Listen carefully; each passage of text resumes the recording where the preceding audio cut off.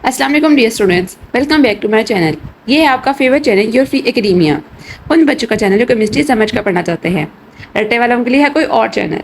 सब बोले 10 time my passion my chemistry. Now study time starts.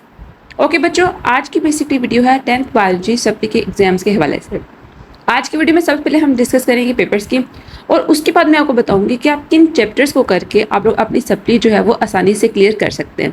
क्योंकि मैंने आपको पहले भी बताया था, अब आपका मेन फोकस जो है वो सिर्फ सप्ली क्लियर करना है।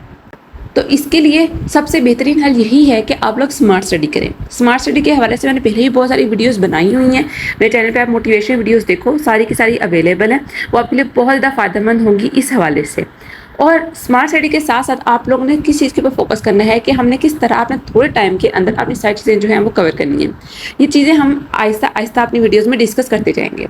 आज की बेसिक वीडियो 10th बायोलॉजी के पेपर्स की और साथ साथ उन चैप्टर्स के हवाले से, जिसके अंदर हम डिस्कस करेंगे किन चैप्टर्स को करके आप लोग अपनी सप्ली जो है वो आसानी से क्लियर कर सकते हो। तो बच्चों सबसे पहले हम देखते हैं पेयरिंग स्कीम।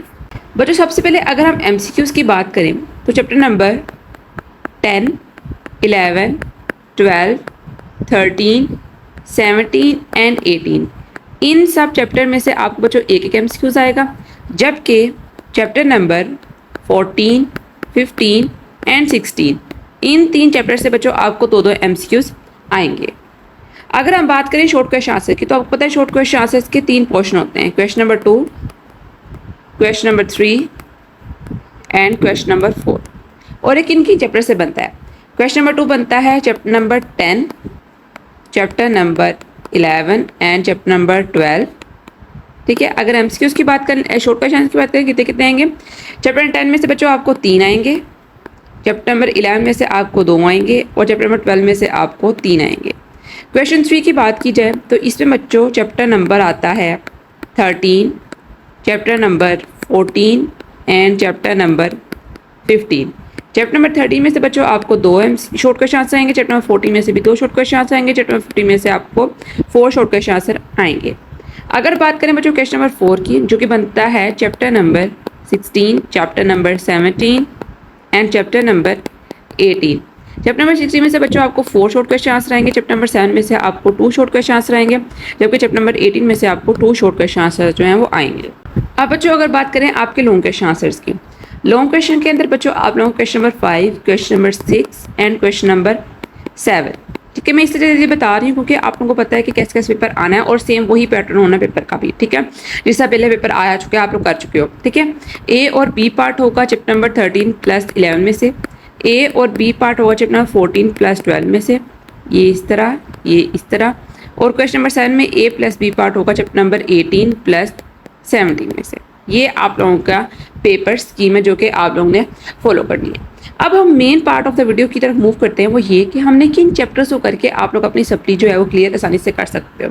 ठीक है, सेम इसी तरह पहले हम थोड़े नंबर से ज़्यादा नंबर की तरफ जाते हैं। ठीक है, तो देखो बच्चों सबसे पहले क्या है, बच्चों आप लोगों ने 2 चैप्टर्स तैयार करने हैं, चैप्टर नंबर 18 और 17। आप लोगों ने बच्चों ये 2 चैप्टर्स अच्छी तरह तैयार कर लेने हैं। ठीक है, इन 2 चैप्टर में से आपको 90 नंबर्स का जो होगा पेपर आएगा। और इसके साथ साथ बच्चों आप लोग चैप्टर नंबर 15 के MCQs कर लो और शॉर्ट क्वेश्चन आंसर्स तैयार कर लो। ठीक है, मैं दोबारा रिपीट कर देती हूँ। आप लोगों ने क्या करना है, चैप्टर नंबर 18 और 17 आप लोगों ने मुकम्मल तौर पे करना है। इसके MCQs, शॉर्ट क्वेश्चन आंसर्स और लॉन्ग क्वेश्चन आंसर्स। ठीक है, इसमें से आपको 90 नंबर का पेपर आएगा। उसके साथ आप लोगों ने चैप्टर नंबर 15 के MCQs कर लेना है अच्छी तरह, और शॉर्ट क्वेश्चन आंसर्स कर लेने हैं। ठीक है, इस चैप्टर में से बच्चों आप लोगों को 10 मार्क्स का जो होगा पेपर आएगा। और उसके अलावा बच्चों आप लोगों ने जितने आप लोगों के रिमेनिंग चैप्टर्स रह गए हैं, उसके सिर्फ और सिर्फ आप लोगों ने कर लेने हैं MCQs। इस तरह इन सबको आप लोग अगर सम करो तो आपके टोटल मार्क्स बन जाते हैं 35।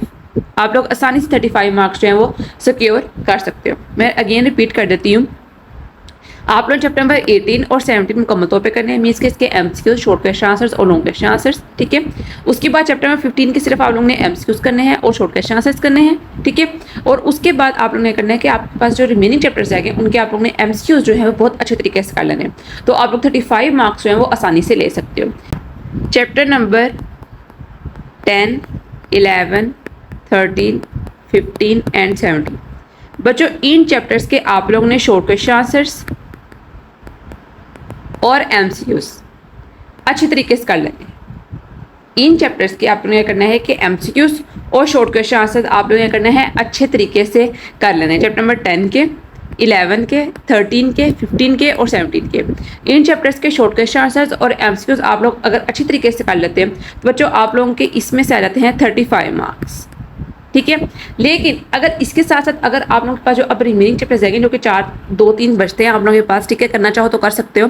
तो अगर आप लोग वो चैप्टर्स अच्छी तरह कर लेते हो तो आप लोग 40 जो है वो क्रॉस कर जाते हो आसानी के साथ, ठीक है।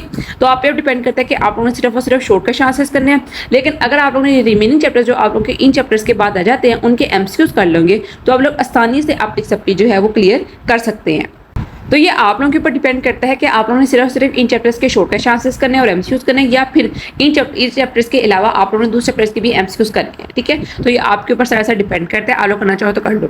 अब अगर इसके अलावा मैं आप लोगों को ट्रिक्स बता दूं कि शॉर्ट क्वेश्चन आंसर और MCQs को करने का क्या तरीका है, अगर तो आप लोग सारी बुकें करना चाहते हो, ठीक है, कि क्या चाहते हो कि आप लोगों के नंबर अच्छे आ रहे हैं, तो बच्चों सबसे पहले तरीका ये है कि आप लोग पास्ट पेपर्स के शॉर्ट क्वेश्चन आंसर जो है वो अच्छे तरीके से कर लो, ठीक है।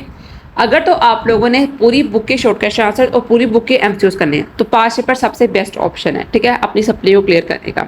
लेकिन अगर तो आप लोग ये चैप्टर्स पहले चूज कर रहे हो, चैप्टर नंबर 10, 11, 13 या पहले आप लोग चैप्टर नंबर 17 और 18 चूज कर, चैप्टर 15 चूज कर रहे हो, इसे चैप्टर चूज कर रहे हो, तो बच्चों पास्ट पेपर जरूर देखो, लेकिन सारा का सारा पास्ट पेपर के ऊपर डिपेंड मत करो, ठीक है। ये आप लोगों के लिए थोड़ा सा मुश्किल हो जाएगा क्योंकि उसके अंदर क्या होगा कि आप लोगों के पास चॉइस मुकम्मल तौर पर खत्म हो जाएगी। अगर तो आप लोग सारी बुक के शॉर्ट क्वेश्चन आंसर्स कर रहे हो, सारी बुक के MCQs कर रहे हो, ठीक है, सिर्फ ये कर रहे हो, लोगों की तरफ नहीं जा रहे हो, तो आप लोगों के पास चॉइस बहुत ज़्यादा अवेलेबल हो जाएगी, ठीक है, शॉर्ट क्वेश्चन आंसर के अंदर एटलीस्ट। लेकिन अगर आप लोगों ने घर से ही आप लोगों ने ये चैप्टर चूज कर लिए कि हम लोगों ने ये चैप्टर्स करने हैं, तो आप लोगों के पास चॉइस होगी वो जीरो होगी। तो इसलिए अगर तो आप लोग चैप्टर्स चूज कर रहे हो, ठीक है, तो आप लोग पास्ट पेपर सिर्फ देखो कि इसमें से इस तरह के क्वेश्चन आए हैं। लेकिन अगर तो आप लोगों ने पूरी बुक के शॉर्ट क्वेश्चन और पूरी बुक के MCQs करने हैं तो past paper is the very best option, ठीक है। ये सब कुछ आप लोगों के ऊपर डिपेंड करता है कि आप लोग किस तरह इस चीज़ को ईजी तरीके से कर सकते हो, ठीक है। तो आज की इतना ही। आई होप सो कि वीडियो आप लोगों को अच्छी लगी होगी, आपको समझ आई होगी। किसी की समझ नहीं आ रही है, कुछ चीज़ मुश्किल आ रही है, do mention in the comment section, और आप मुझे व्हाट्सएप पे भी कॉन्टैक्ट कर सकते हो, ठीक है। तो आज के लिए इतना ही, कल मिलते हैं एक नई अच्छी रिसर्च वीडियो से, तब तक के लिए फी अमानिल्लाह।